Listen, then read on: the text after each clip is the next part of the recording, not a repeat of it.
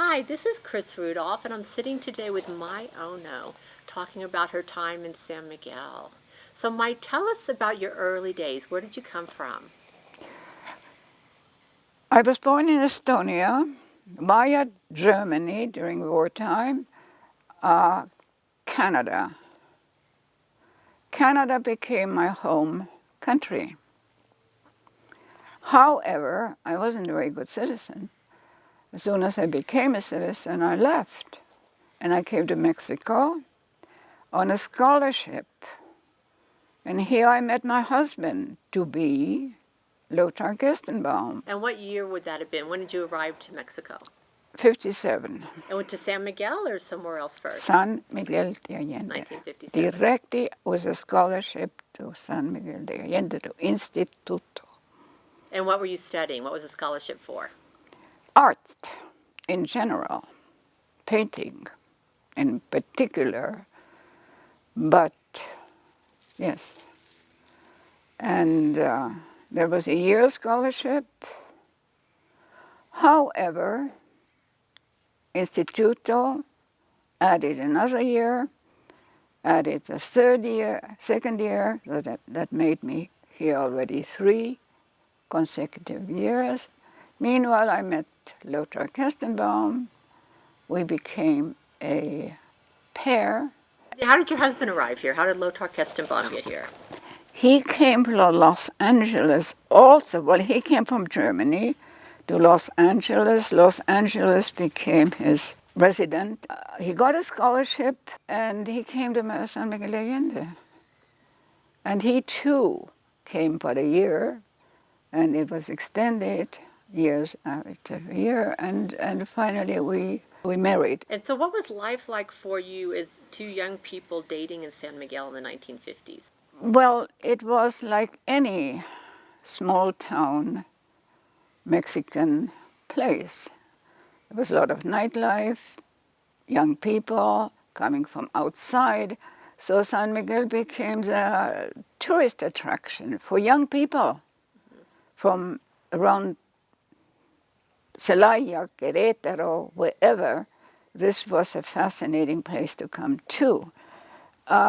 We were very much into work.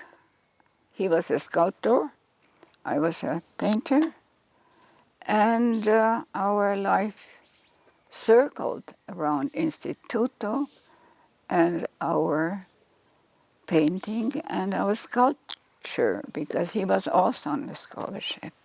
And the Instituto at the time was a very vibrant place, correct? Fortunately, yes, there were very good teachers at that time, really. It was vibrant, it was really lots of good teachers from outside, and it was a very good place to study. It became, year after year, international, but people became from outside. And at first it was more around ourselves, like I said, small town, Celaya, Querétaro, Guanajuato, fascinated to come here. But later on it became international completely. We became connected to Bellas Artes, and that became our central place as teachers, as artists, and also how many exhibitions were there in Bellas Artes of our family. Later on, David was included. So your husband in the 60s was teaching sculpture, and he did so until his death, correct? Because I remember Yes. he was there teaching in the 80s. Is that right? I think it was early 80s. Yeah, because Very early he was 80s. still teaching. Yes, very early 80s. Yeah. And then he died. Yeah. And that then allowed David to buy this, for me to buy this place. I knew Lothar wouldn't be in agreement. Mm-hmm. He was always rather cautious. No, too many problems, you can't do it. Well, I didn't see any problem. Yeah. It was for David, and I bought it. But I never thought at that time that I would be living here. We lived years in Calle Quebrada. That's what, 3 blocks from Jardín. I mean, we were really in the very center of San Miguel de Allende. Mm-hmm. And that life was, of course, we were not night people. We were not nightclub people. We were serious artists of daytime. And that's where our activity was really directed to.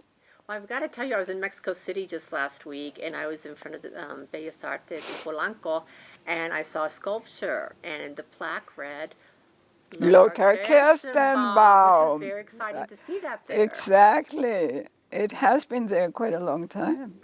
So is his work elsewhere in Mexico? Not really. That it was supposed to be in the Parque but that belonged to the city, so it couldn't be put there, so it was put where it is now.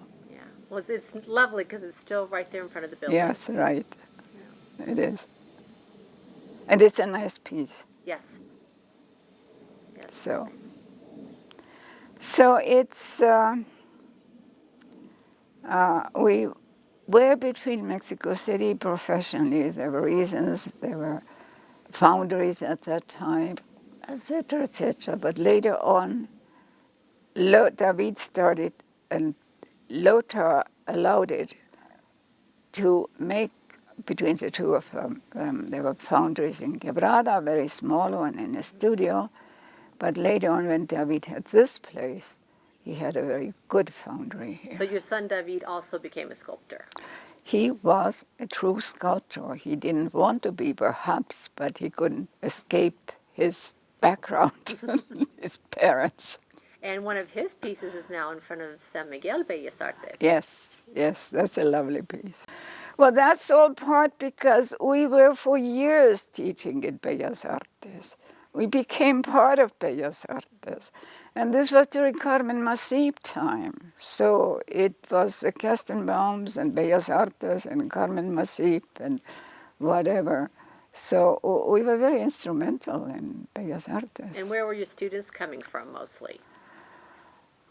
Very few from Mexico. Some, yes, from outside, not so much from, well, there were some from San Miguel de Allende, but not too many. It wasn't quite so consciously understood for San Miguelenses that art is valuable. Mm-hmm. And your son was born here, David was born here. No, he was not. Where was he born?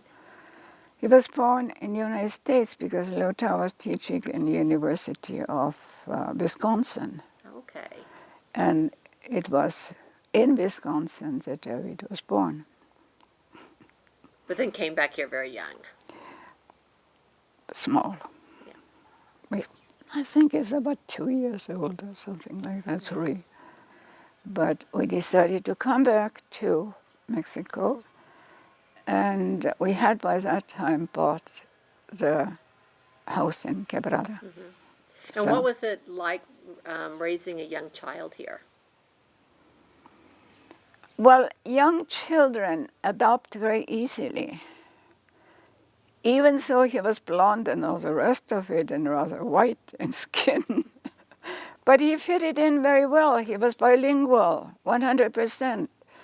And his studies became, first was Madres, which was, I think, the first years of grade school. And later on another grade school. Then high school was in Querétaro, and later on he went to Wisconsin to study in the University of Texas. There's his bachelor and his other, and yeah.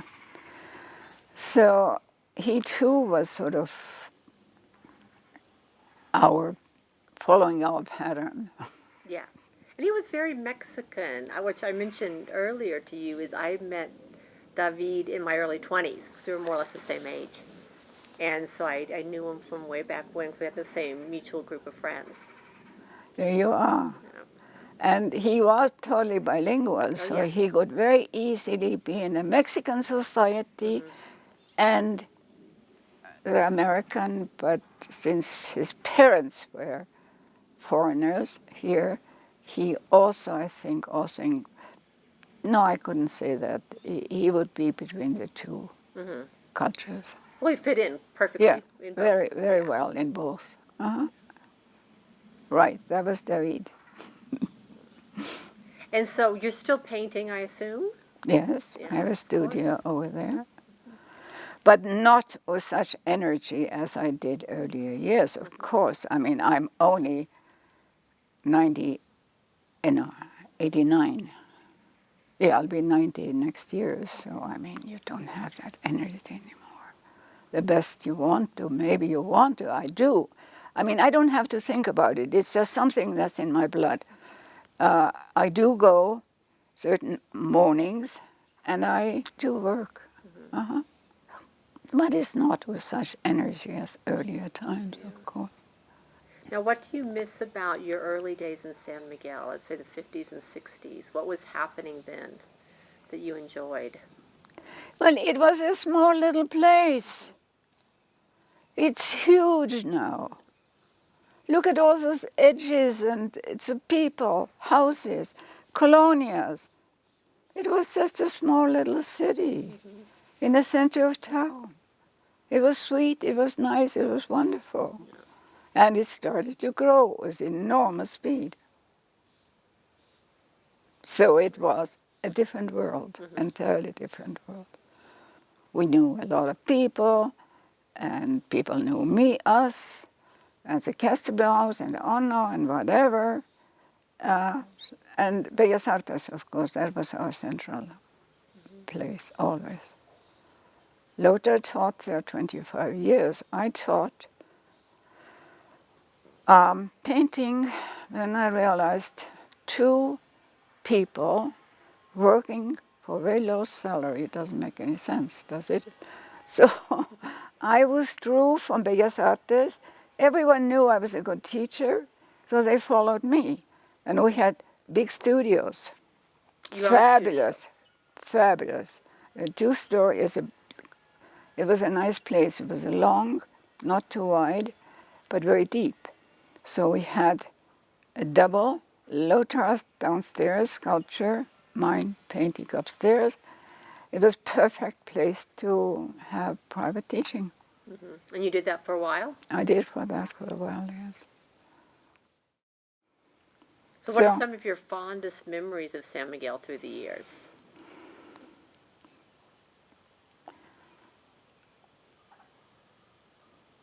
it's not a very good question because if you live and you become, and we are in the center of town, remember? Totally center of town. We are immersed in the life of Mexico and the foreign colony, but also part of the Mexican society. It was endearing, it was wonderful, it was a beautiful place at that time. Lovely, not too large, not too big, not too overpowering, which it has become. So it was really a very nice, comfortable place to live. And also to fit in.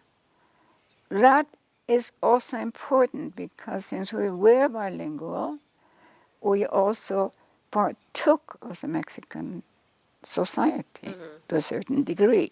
You weren't part of it entirely because you were like a foreigner after all. And basically in Mexico, you can speak the language, you can live for a long time here, but you're not really absorbed by the society. You remain always at the edge. You are, after all, an outsider.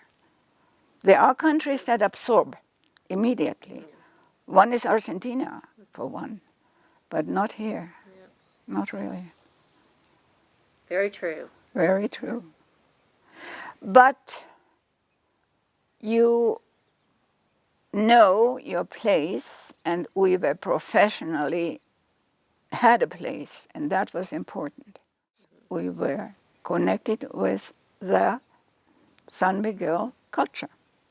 And we were very instrumental in the San Miguel culture. We were very important in that sense. Exhibitions, the Kestenbaums, the Bellas Artes, we were part of it. Yeah. Do you visit Bellas Artes today? Living from here, it's not so easy to get out. It really isn't. You have to make an effort to go downtown, and I do, but lately Bellas Artes has, well, I have had connections. The people from Bellas Artes come to me rather than vice versa. So I'm still connected to Bellas Artes in so many ways. I know the directress, director, right? There was a directress in between there, yes. But I know him, but I don't really know him as a friend. I've never developed that friendship, or that there was no necessity. There was no need for it. I had already withdrawn from Bellas Artes. I have shown, but not too often anymore. You were mentioning you did have an expo, I believe it was in May, with the whole family's work showing. Last year. Yes. Mm-hmm. Yes. And that was quite a beautiful exhibition. It was, the whole of Bellas Artes was under us, all the spaces. For all three of you, Lothar, For the you, three. and David. But then the way I plan the exhibition, it's rather interchanged. It's not one room for Kestenbaum Senior, one for, no. It's all sort of flowing as the work dictates it, all three of us. So it's very nice. It was a very nicely put together exhibition, well hung. Friends did it, and yeah. But I do consider that probably my last exhibition. Yeah.